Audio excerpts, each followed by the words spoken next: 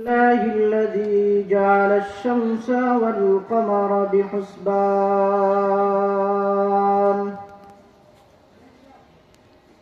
والنجم والشجر يسجدان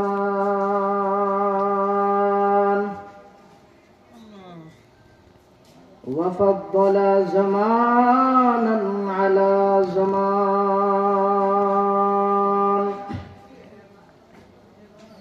أما بعد فأعوذ بالله من الشيطان الرجيم. بسم الله الرحمن الرحيم.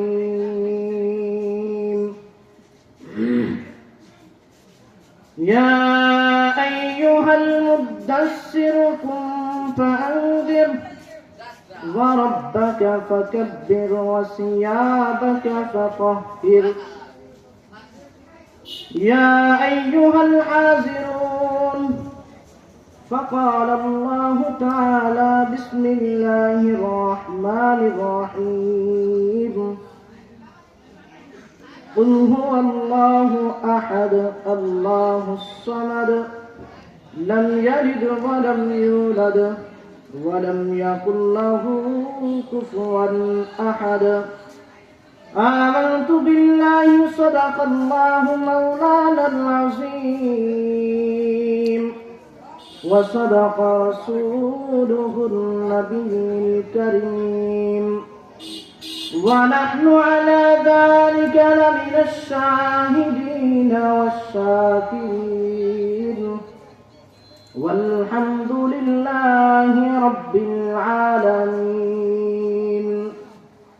সকলে মুহাব্বতের সহিত দুরূদ ইব্রাহিম পাঠ করি। আল্লাহুম্মা সাল্লি আলা মুহাম্মাদ ওয়া আলা আলি মুহাম্মাদ কামা সাল্লাইতা আলা ইব্রাহিম ওয়া আলা আলি ইব্রাহিম إنك حميد مجيد.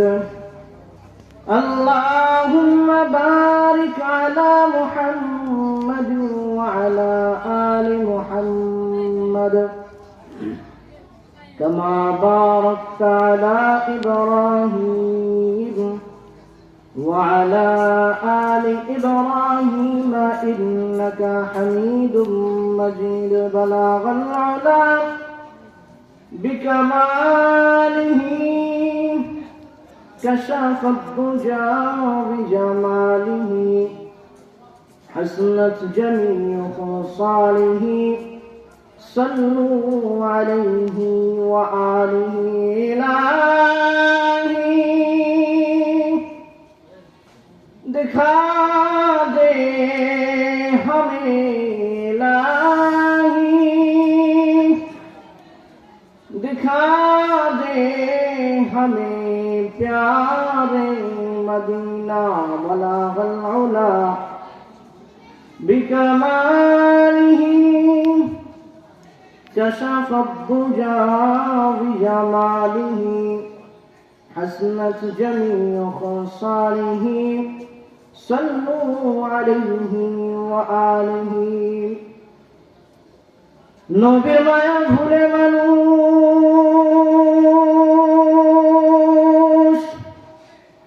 এ কোথায় আছো বুঝি না। তোমার মায়ায় কান্দেন নবী শুয়ে সোনার মদিনা বালাগাল উলা বিকামালিহি كشف الضجى بجماله حسنت جميع خصاله صلوا عليه وآله.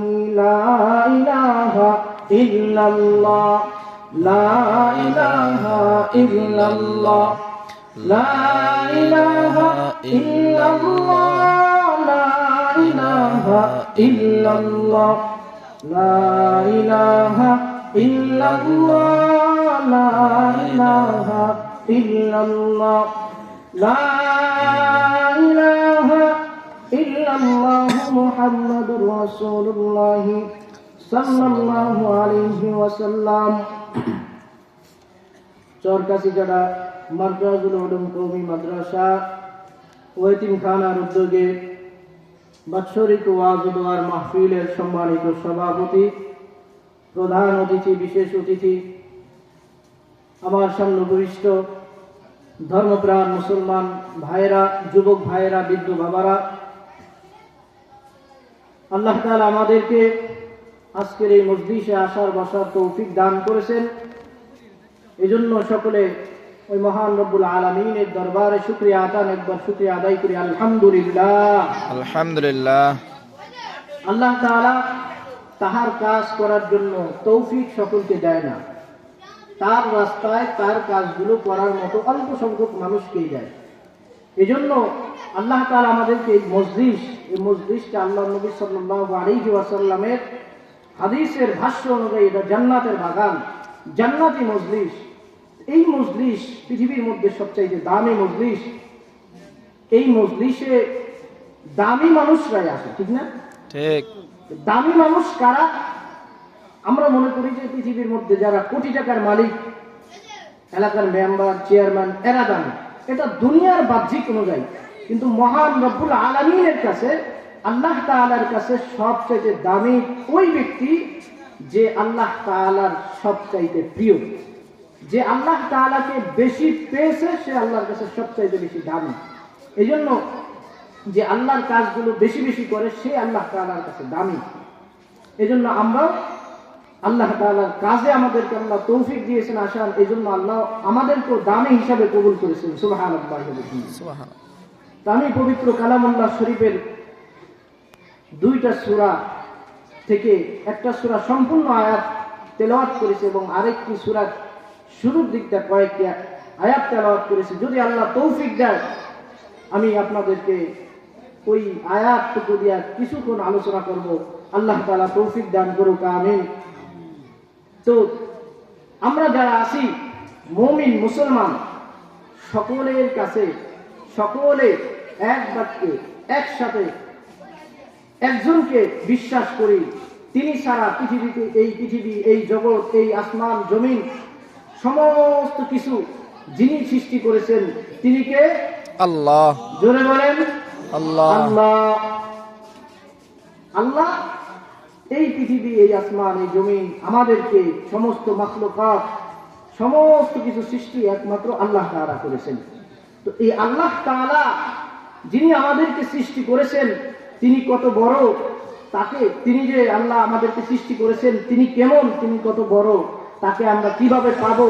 তাকে যদি আমরা পাইতে চাই, তাহলে সর্বপ্রথম আমাদেরকে আল্লাহ তাআলার নবী সাল্লাল্লাহু আলাইহি ওয়াসাল্লাম বলেন যে তোমরা যদি আল্লাহ তাআলাকে পাইতে চাও, আল্লাহ তাআলা কেমন জানতে চাও, আল্লাহ তাআলার নূর তোমাদের মধ্যে ঢুকাইতে চাও, তাহলে আল্লাহ তাআলা যাদেরকে সৃষ্টি করেছেন এই পৃথিবীর মাখলুকাতের দিকে তোমরা তাকাও।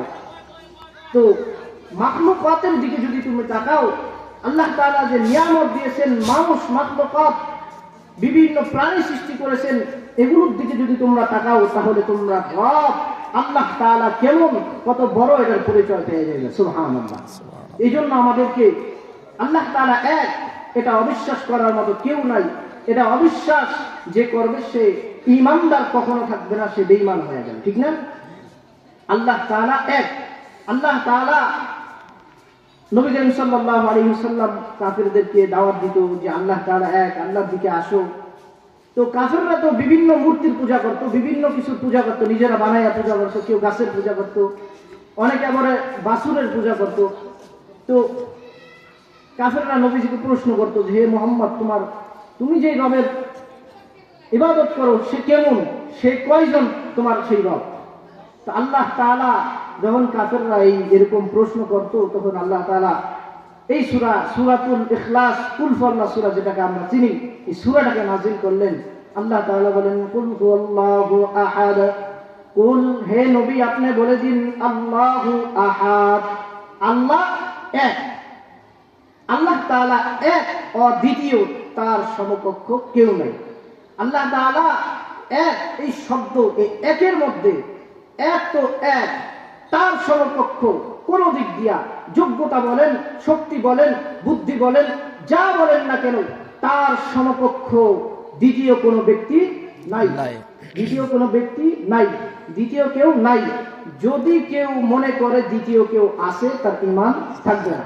এই জন্য আমাদের বিশ্বাস আল্লাহ এক, আল্লাহ এক, এই বিশ্বাস অন্তরের মধ্যে আমাদের আছে, কারণ আমরা মুমিন।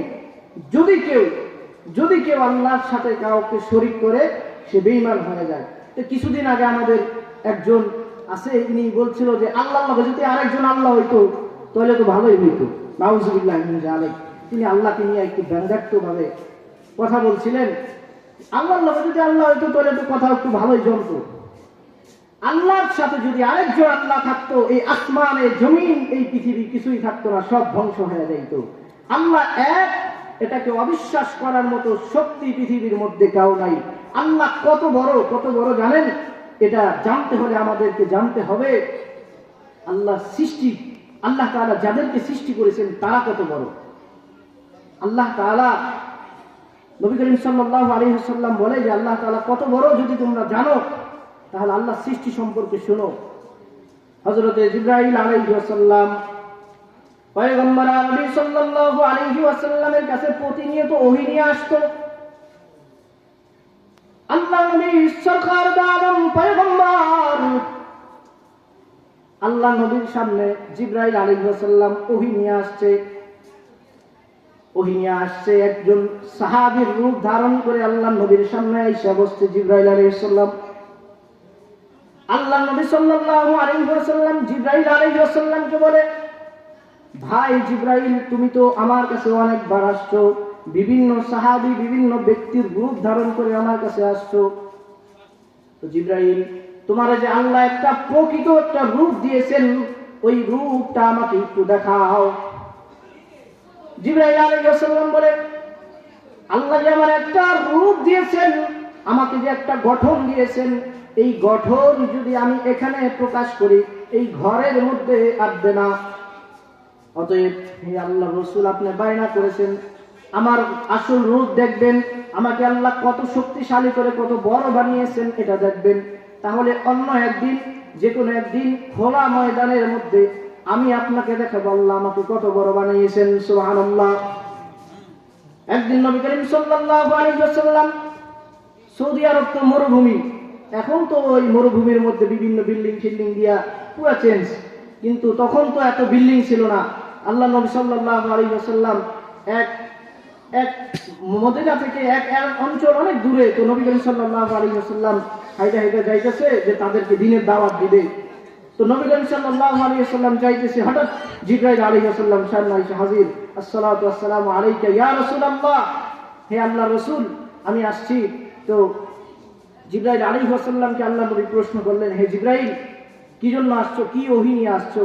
জিবরাইল আলাইহিস সালাম বলেন, হে আল্লাহর নবী, আজকে আমি কোনো ওহী নিয়ে আসি নাই, আমি আপনার সামনে এসেছি।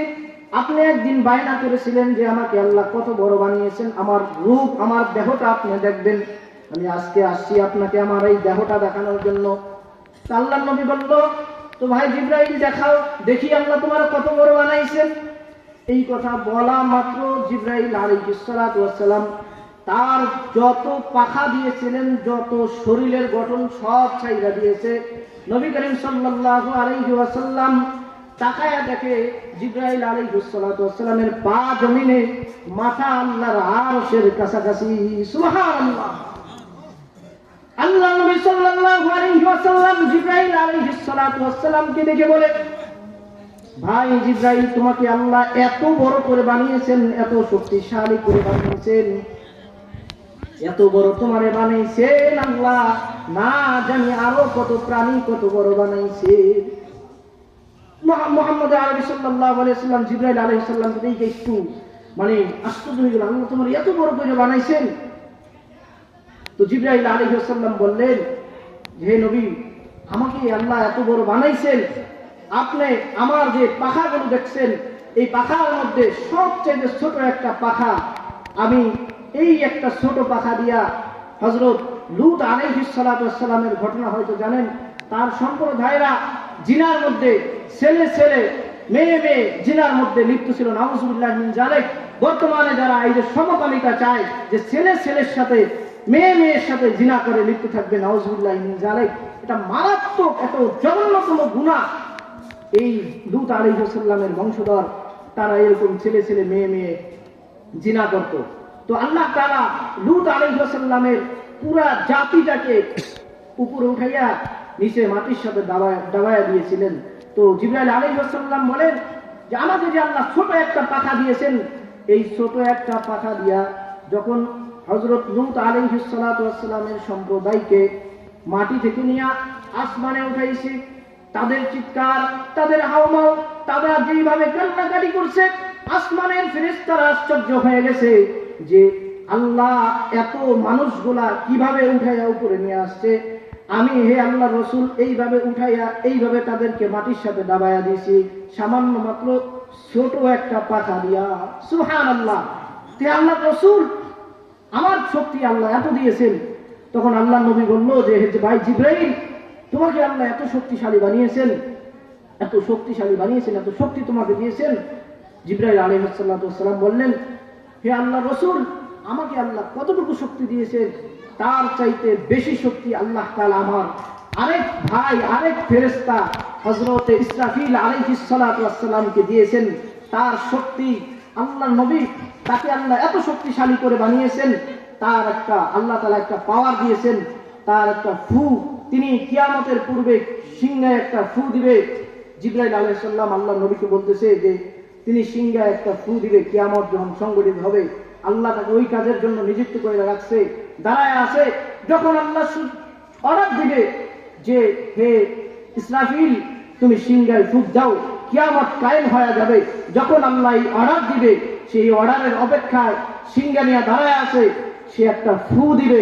এই এক ফুর কারণে এই পৃথিবী, আসমান, জমিন সমস্ত কিছু আল্লাহ তাআলা তার একটা ফুয়ের মাধ্যমে ধ্বংস করে দিবেন। হে ভাই মুহাম্মদ সাল্লাল্লাহু আলাইহি সাল্লাম, আমাকে কতটুকু আল্লাহ শক্তি দিয়েছেন, তার চাইতে হাজার হাজার কোটি কোটি গুণ শক্তি এই আল্লাহ তাআলা তার ফুয়ের মধ্যে দিয়ে দিয়েছেন।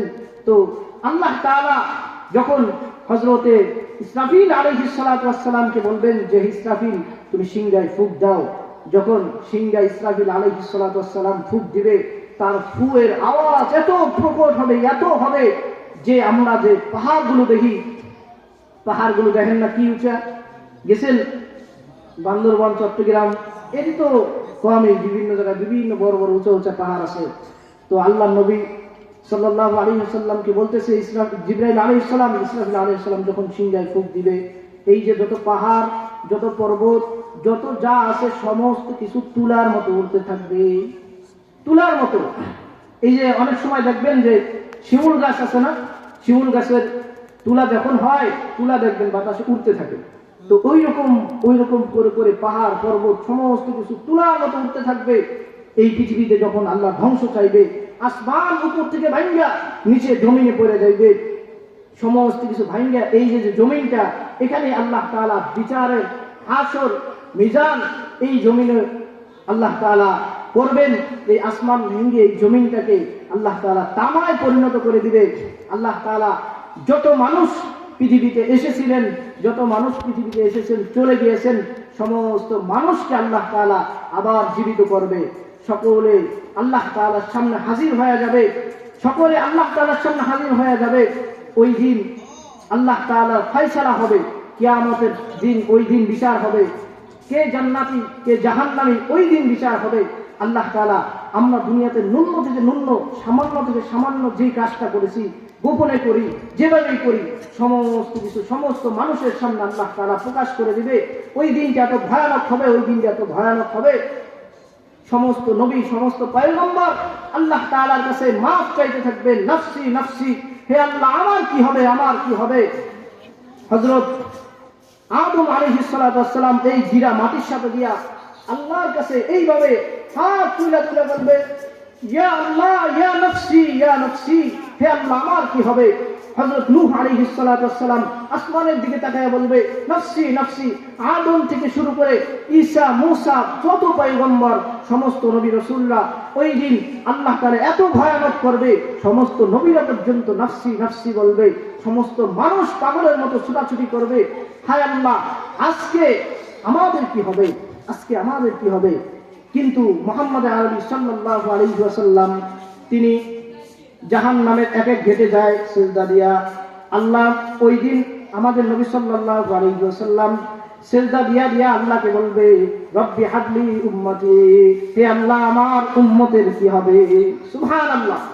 সমস্ত নবীরা নফসি নফসি বলবে, দুনিয়ার সমস্ত মানুষ বলবে যে এই আজকের যে ভয়াবহ অবস্থা, সূর্য এক বিঘত উপরে থাকবে, খুব ভয়ানক অবস্থা, যেটা বর্ণনা করলে আপনারা বুঝবেন না। যদি ওই দিন আসে সামনে তখন বুঝবেন যে কি ভয়ানক অবস্থা। সূর্য এক বিঘত উপরে থাকবে। এই যে সূর্য দেখি, এটা আমাদের উল্টা সাইড, এটা উল্টা সাইড। মূল সাইডের সূর্যকে বলবে আল্লাহ, হে সূর্য তোমার কত তাপ আছে, দাও তুমি সমস্ত তাপ দিয়া দাও, এই ময়দানে ছেড়ে দাও। তখন সূর্য যখন সমস্ত তাপ ছেড়ে দিবে, মানুষগুলো পাগলের মতো হয়ে যাবে, মানুষের মাথার মগজগুলো টকবক টকবক করতে থাকবে, ভাতের মারের মতো টকবক টকবক করতে থাকবে। ওই দিন কেউ রেহাই পাবে না। যাদেরকে আল্লাহ তাআলা জান্নাত দিবে তাদেরকে আল্লাহ তাআলা তাদেরকে ছায়া দান করবেন। ওই দিন তাদের মাথার উপর শুধু ছায়া থাকবে। কিন্তু যারা আল্লাহ তাআলার সাথে নাফরমানি করেছে, আল্লাহ তাআলার সাথে বেঈমানি করেছে, আল্লাহকে আল্লাহ বলে রব বলে মানে নাই, ওই দিন তাদের অবস্থা খুব ভয়াবহ হবে। এজন্য সমস্ত মানুষ ওই দিন খুব ভয়াবহ অবস্থায় থাকবে। সমস্ত মানুষ নফসি নফসি করবে, আল্লাহ তাআলাকে বলবে যে আল্লাহ তাড়াতাড়ি বিচার কার্য শেষ করে, এই ময়দানে আর থাকতে পারতেছি না, তাড়াতাড়ি বিচারের কার্য শেষ করো। তখন সমস্ত মানুষ একসাথে দলবদ্ধ হয়ে বলবে চলো আমরা আমাদের প্রথম মানুষ হযরত আদম আলাইহিস সালাতু ওয়াস সালামের কাছে যাই, তার কাছে গিয়া দেখি যে তিনি আল্লাহর কাছে একটু সুপারিশ কইরা আমাদের একটু আহসানের ব্যবস্থা করে দিতে পারে নাকি। সমস্ত মানুষ মিলে হযরত আদম আলাইহিস সালাতু ওয়াস সালামের কাছে আসবে। হযরত আদম আলাইহিস সালাতু ওয়াস সালামকে বলবে, ওগো আল্লাহর নবী, আপনি তো আমাদের সর্বপ্রথম নবী, আপনি তো আমাদের আদি পিতা, আল্লাহকে একটু বলেন আল্লাহর রাগটা একটু ভাঙান, আমাদের জন্য একটু সুপারিশ করেন। হযরত আদম আলাইহিস সালাতু ওয়াস সালাম বলবে, ভাই আমি তো ওই যে জান্নাতের মধ্যে আল্লাহ তাআলা নিষেধ করেছিলেন গন্ধম ফল খাওয়ার জন্য, আমি তো একটা অপরাধ করে ফেলেছি, আল্লাহ ওই জন্য যদি আমাকে ধরে আমার কোনো রক্ষা না। অতএব তোমরা আরেক নবীর কাছে যাও, চলো আমি তোমাদের সাথে যাব। আদম আলাইহিস সালাতু ওয়াস সালাম হযরত নূহ আলাইহিস সালাতু ওয়াস সালামের কাছে আসবে। হযরত নূহ আলাইহিস সালাতু ওয়াস সালামকে বলবে, ভাই আপনি একটু সুপারিশ করেন। নূহ আলাইহিস সালাতু ওয়াস সালাম বলবে, আমি তো অপরাধী, আমার কোন ভুলের কারণে আল্লাহ না জানি ধইরা বসে, আমি আমার উম্মতদেরকে আমি 900 বছর দাওয়াত দিয়েছি, তাদেরকে আমার পথে আনতে পারি নাই, অতএব আমি পারবো না, চলেন আমরা সকলে মিলে হযরত মূসা আলাইহিস সালাতু ওয়াস সালামের কাছে যাই। মূসা আলাইহিস সালাতু ওয়াস সালাম বলবে, আমি পারবো না, আমার আল্লাহ আমাকে যদি ধইরা বসে আমার কোনো বাঁচার উপায় নাই, চলো তোমরা ঈসা আলাইহিস সালাতু ওয়াস সালামের কাছে যাই। এরকম করে করে ঈসা আলাইহিস সালাতু ওয়াস সালামের কাছে যাবে। ঈসা আলাইহিস সালাতু ওয়াস সালাম বলবে, আমিও পারবো না আল্লাহর সামনে দাঁড়াবার জন্য, অতএব তোমরা এখন একজন ব্যক্তির কাছে যাইতে পারো, যিনি শেষ নবী, যাকে আল্লাহ তাআলা পছন্দ করেছেন, যাকে আল্লাহ তাআলা মহব্বত করে আমাদের সমস্ত নবীদেরকে প্রেরণ করেছেন। এই কুল মাখলুকাত সমস্ত কিছু আল্লাহ তাআলা সৃষ্টি করেছেন। চলো আমরা ওই নবী মুহাম্মদ আরবি সাল্লাল্লাহু আলাইহি ওয়াসাল্লামের কাছে যাই। সমস্ত মানুষ মিল্লা নবী করিম সাল্লাল্লাহু আলাইহি ওয়াসাল্লামের সামনে আসবে, আয়েশা দেখবে নবী করিম সাল্লাল্লাহু আলাইহি ওয়াসাল্লাম জাহান্নামের এক ঘেটে দাঁড়ায়া সিজদায় পড়িয়া উম্মতি উম্মতি বলে চিৎকার করতেছে, আবার আরেক গেটের সামনে গিয়া উম্মতি উম্মতি বলে চিৎকার করতেছে। তখন সমস্ত মানুষ মিল্লা নবী করিম সাল্লাল্লাহু আলাইহি ওয়াসাল্লামকে বলবে, ও আল্লাহর নবী, আপনি আল্লাহ তাআলার কাছে সবচাইতে প্রিয়, অতএব আপনি যদি আল্লাহকে সুপারিশ করেন তাহলে আমাদের বিচারের ব্যবস্থা করে আমাদের একটা ফয়সালার ব্যবস্থা করে দেন। আল্লাহ নবীকে সমস্ত মানুষ যখন বলবে, আল্লাহ নবী তখন সিজদার মধ্যে থাকবে। আল্লাহ নবী সাল্লাল্লাহু আলাইহি ওয়াসাল্লাম সিজদা থেকে উঠবে না। আল্লাহ তাআলা তো আল্লাহ নবীকে মহব্বত করে, আল্লাহ নবীকে ভালোবাসে। আল্লাহ তাআলা বলবে, ফেরেশতাদেরকে দিয়া বলবে, ও ফেরেশতারা যাও আমার নবী মুহাম্মদ সাল্লাল্লাহু আলাইহি ওয়াসাল্লামকে সিজদা উঠাইতে বলো, কান্না বন্ধ করতে বলো, আমি তার সমস্ত কিছু মেনে নিব। ফেরেশতারা আয়েশা আল্লাহ নবীকে বলবে যে, হে আল্লাহ রাসূল সাল্লাল্লাহু আলাইহি ওয়াসাল্লাম, আল্লাহ তাআলা আপনাকে সিজদা উঠাইতে বলছেন, আপনার সমস্ত দাবি আল্লাহ তাআলা মেনে নেবেন। তারপর সিজদা উঠায় না আল্লাহ নবী, আবার আয়েশা ডাক দিয়েছে। তখন আল্লাহ নবীকে বলছে, আল্লাহ তাআলা বলছে যে আপনি ফেরেশতাদেরকে বলছে, দেখেন আল্লাহ নবী কি চায়, তার চাওয়া কি, তার সমস্ত চাওয়া পূরণ করা হবে। আল্লাহ নবী বলছে যে, ও আল্লাহ, যদি আমার সমস্ত উম্মতদেরকে তুমি মাফ করে দাও তাহলেই আমি মাথা উঠাবো। সুবহানাল্লাহ। তখন আল্লাহ তাআলা বলবে, আমি আপনার সমস্ত উম্মতদেরকে মাফ করে দিব, এবার মাথা উঠান। যখন এই ঘোষণা আসবে সাথে সাথে আল্লাহ নবী সাল্লাল্লাহু আলাইহি ওয়াসাল্লাম মাথা উঠাইবেন। মাথা উঠানোর পরে বিচারের কার্যক্রম শুরু হয়ে যাবে। তখন আল্লাহ নবীকে অর্ডার দিবে, হে আল্লাহ রাসূল, আপনার উম্মত যারা তাদেরকে আপনি জান্নাতে নিয়ে যান। একে একে উম্মতরা যাইতে থাকবে। যারা আল্লাহ নবীকে মহব্বত করত, আল্লাহ নবীকে অনুসরণ করত, সকলেই আস্তে আস্তে জান্নাতে যাইতে থাকবে। হঠাৎ করে একটা পর্দা পড়ে যাবে। তখন আল্লাহ নবী বলবে, হে আল্লাহ, ওই পাশে তো আমার আর উম্মত রয়েছে, তাদের কি হবে? তাদেরকে নিয়ে আমি একটু জান্নাতে যাব।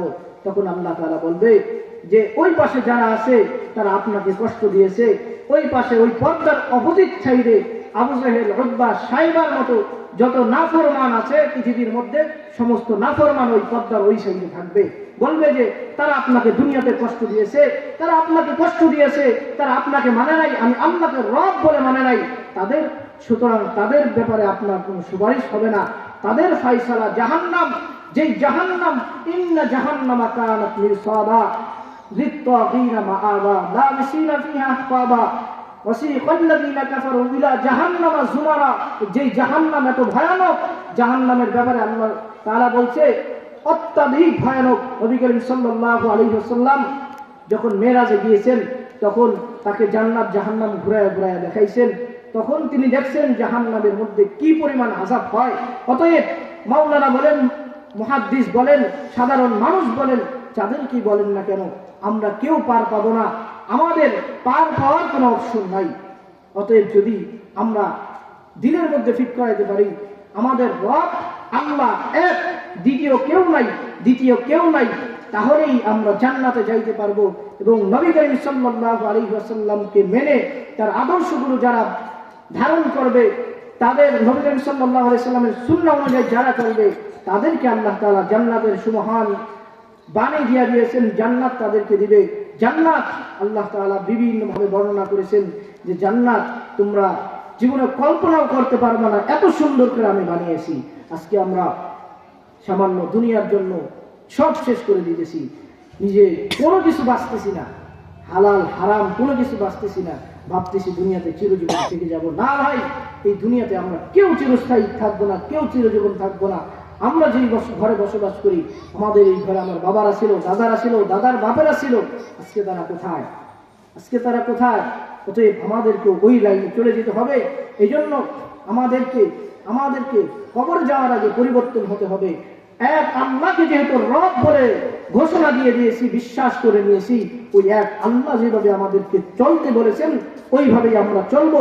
ওই আল্লাহ তাআলা যেটাকে নিষেধ করেছেন ওই নিষেধ কাজ থেকে আমরা দূরে থাকবো, ওই নিষেধ কাজগুলো করবো না।